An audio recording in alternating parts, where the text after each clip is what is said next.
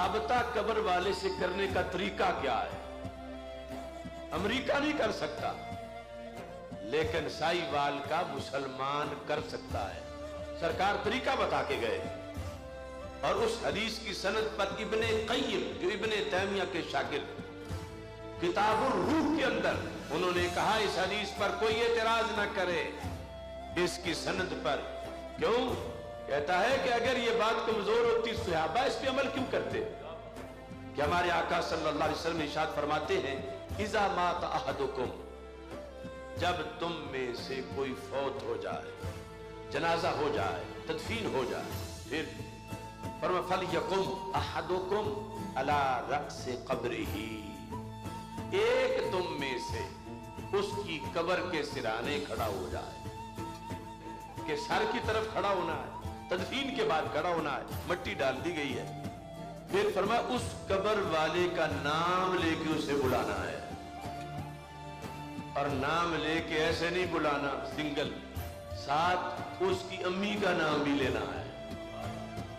مثلا ایک بندے کا نام خالد ہے، امی اس کا نام زینب ہے، تو کہنا ہے یا خالد ابن زینب، اے خالد زینب کے بیٹے۔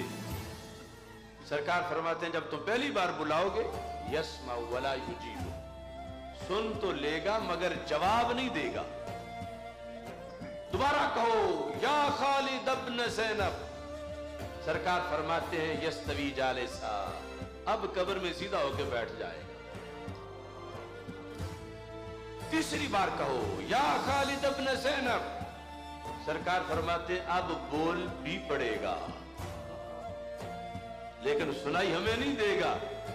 وہ جو چارپائی پہ لیٹا تھا تو نہیں سنائی دیا، اب تو قبر میں ہے، لیکن ہمیں اپنے کانوں کے سننے پہ اتنا یقین نہیں جتنا سرکار کے کانوں پہ یقین ہے۔ اب وہ بولتا ہے تو کہتا کیا ہے؟ فرمایا وہ کہتا ارشدنی رحمک اللہ، ارشد، او میرے مرشد، ارشد مجھے گائیڈ کرو، خدا تجھ پہ رحم کرے، بلا رہے ہو تو مجھے لگتا ہے تم کچھ مجھے بتانا چاہتے ہو، یہ مشکل وقت ہے، منکر نکیر کی آمد ہے۔ یعنی وہ قبر میں جا کے بھی پچھلوں کو دعا دے رہا ہے۔ لوگ کہتے ہیں قبر والا دیتا کچھ نہیں، سرکار فرماتے ہیں وہ دعا دیتا ہے، بتاؤ اب کیا بتانا ہے، بولو۔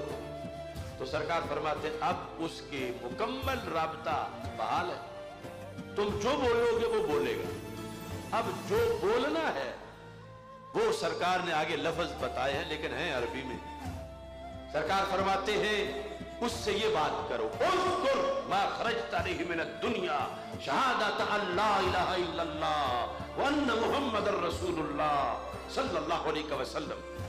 اے خالد یاد کر اس عقیدے کو جس عقیدے پر رہتے رہتے تیری جان نکلی ہے، یعنی تو نے مرنے سے پہلے گھنٹہ تو کیا ایک منٹ پہلے بھی وہ عقیدہ نہیں بیچا، تو ڈٹ کے رہا، روکی سوکی کھا کے تو نے عقیدہ آخری وقت تک بچایا، تو کامیاب ہو گیا اپنا سچا عقیدہ لے کے دنیا سے نکلنے میں۔